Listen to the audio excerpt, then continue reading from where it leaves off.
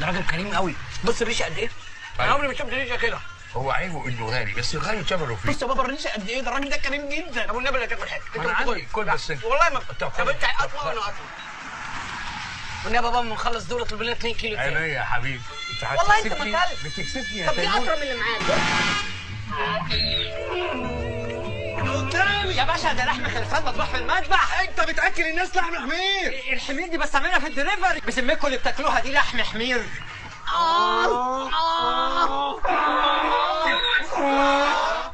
كل شوية كده بنسمع عن قضايا غش بلحوم الحمير، والموضوع ده طبعا بيعمل حالة قلق كبيرة ومفهومة جدا. بس ورا العناوين والأخبار دي في حقائق علمية وأحكام دينية لازم تكون واضحة للكل. في الشرح ده هنعرف مع بعض ليه موضوع أكل لحم الحمير ده مش بس مخالفة، لا ده تهديد صريح لصحتنا وديننا كمان.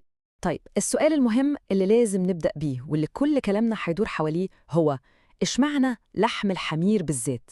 ليه بيعتبر خطر ومحرم؟ الإجابة هنا الحقيقة بتجمع بين العلم والدين. كلامنا هيتقسم ل5 نقط أساسية.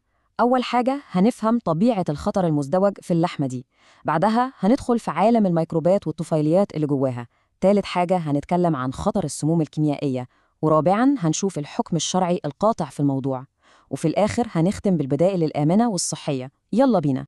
أول قسم معانا لحم خطير ومحرم، وهنا بنوضح إن المشكلة ليها بعدين مش بعد واحد، بعد صحي بيهدد جسمنا وبعد تاني ديني بيمس عقيدتنا. القصة كلها بتبدأ من المكان اللي الحمار عايش فيه. للأسف أغلب الحمير اللي بتدخل في عمليات الغش دي بتكون عايشة في بيئة سيئة جدا، ملوثة، وبتاكل أي حاجة من أي حتة. مع الوقت جسم الحمار نفسه بيبقى عامل زي الإسفنجة بالظبط، إسفنجة حية بتمتص كل الأمراض والسموم اللي حواليها وتخزنها جوه لحمها وأنسجتها. طيب تعالوا بقى ندخل أعمق شوية ونشوف القسم التاني، التهديدات اللي جوه اللحمة نفسها. بنتكلم هنا عن الأخطار اللي مش بتتشاف بالعين المجردة، بس تأثيرها على الصحة ممكن يكون بصراحة كارثي. لحم الحمير ده ممكن جدا يكون مليان ببكتيريا خطيرة قوي، يعني مثلا السالمونيلا والإيكولاي، دول بيعملوا تسمم غذائي عنيف جدا، حرارة عالية وإسهال شديد.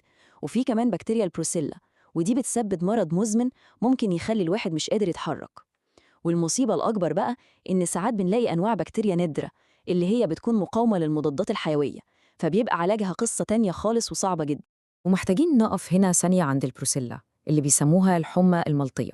ده مش مجرد دور برد ويروح لحاله، لا، ده مرض مزمن بيقلب حياة البني آدم لسلسلة من نوبات الحمى المتكررة، معاها آلام رهيبة في المفاصل والعظم وتعب وإرهاق مستمر ممكن يفضل معاه شهور ويمكن سنين. حرفياً بيسرق من الواحد قدرته إنه يعيش حياته طبيعي. والموضوع مش واقف عند البكتيريا وبس، لا ده في جيش كامل من الطفيليات كمان. يعني مثلا الديدان الشريطية دي بتقعد في الأمعاء وتعمل مشاكل هضم رهيبة وتخلي الواحد يخس بشكل مرعب. وفي طفيل اسمه التوكسوبلازما، وده بيهاجم الجهاز العصبي على طول، وده خطر مميت بالذات على الأجنة في بطن أمهاتهم وكبار السن وأي حد مناعته ضعيفة. غير بقى الديدان الأسطوانية اللي بتعمل آلام مزمنة. سيبنا من الكائنات الحية دي دلوقتي وتعالوا ننتقل للقسم الثالث، وهو الخطر الكيميائي، الخطر الصامت. هنا احنا مش بنتكلم عن كائن حي، احنا بنتكلم عن سموم بتتجمع وبتتراكم واحدة واحدة جوه جسم الحيوان. والعملية دي بتحصل في 3 خطوات بصراحة يخوفوا. أول خطوة التعرض. الحمار بياكل وبيشرب من بيئة مليانة مبيدات حشرية ومعادن تقيلة.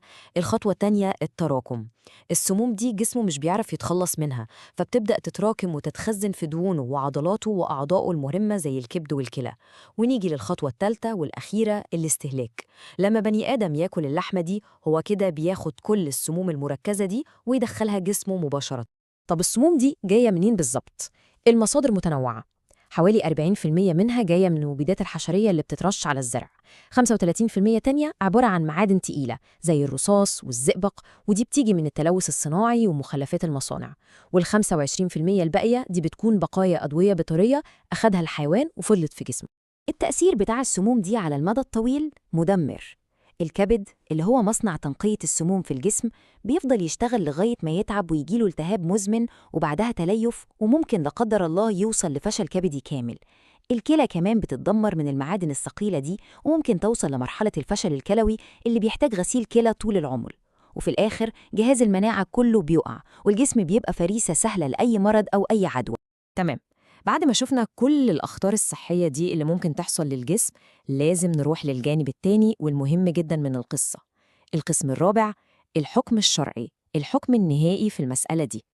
عشان يبقى الكلام واضح للجميع، صريح جدا ومفهوش أي نقاش أو احتمال تاني، أكل لحم الحمير الأهلية اللي هي الحمير اللي عايشة معانا حرام شرعا. الموضوع ده تحريم قاطع ونهائي وبات. والدليل على الكلام ده مش اجتهاد، ده نص مباشر وصريح من السنة النبوية. عن أنس بن مالك رضي الله عنه قال: نهى رسول الله صلى الله عليه وسلم عن أكل لحوم الحمر الأهلية. الحديث ده في صحيح البخاري، يعني أعلى درجات الصحة والثقة.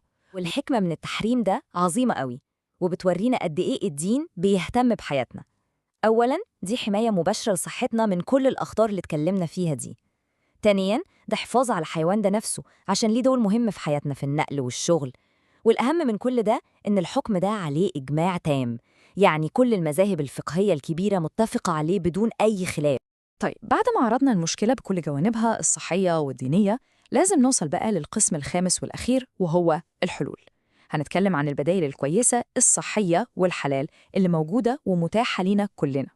والحمد لله البدايل الحلال والصحية موجودة ومتوفرة. عندنا لحم البقر، ده مصدر هايل للبروتين والحديد. عندنا لحم الضأن، طعمه جميل ومليان فيتامينات وهضمه سهل. وطبعا الفراخ، دهون قليلة وبروتين عالي الجودة. كل دي اختيارات آمنة تماما، حلال، وبتغنينا عن أي مجازفة أو أي خطر. يعني لو هنلخص القصة كلها في جملتين، المعادلة بسيطة. من ناحية في مخاطر صحية عالية جدا، ومن الناحية التانية في تحريم ديني مطلق وقاطع. الموضوع ما فيهوش منطقة في النص أو وجهات نظر. يبقى الخلاصة اللي لازم تكون في ذهننا كلنا واضحة جدا: لحم الحمير ده عبارة عن قنبلة موقوتة مليانة مخاطر بكتيرية وطفيلية وكيميائية. أكله بيعرضنا لأمراض خطيرة، سواء بتيجي بسرعة أو بتفضل معانا العمر كله. الدين حسم الموضوع بتحريم نهائي، والبدايل الحلال والآمنة موجودة ومتوفرة. وفي الآخر خالص، بعد ما استعرضنا كل الحقائق دي العلمية والدينية، بيفضل سؤال واحد بس، سؤال مهم لازم كل واحد فينا يسأله لنفسه بصدق: هل المخاطرة تستاهل فعلاً؟